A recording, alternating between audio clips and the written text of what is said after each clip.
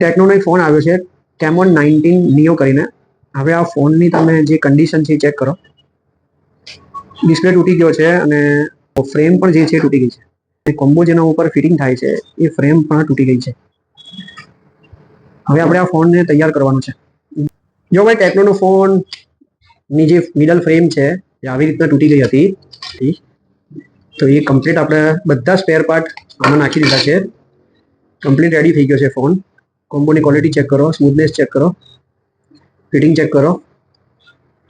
જો અહીંયાથી તૂટેલું હતું, ગયો છે ફોન, જોઈ લો એકદમ પરફેક્ટ છે. ફિંગર બી નાખી દીધું છે જે તૂટી ગયું હતું. ફિંગરનો તમે સાઉન્ડ સાંભળી શકો છો.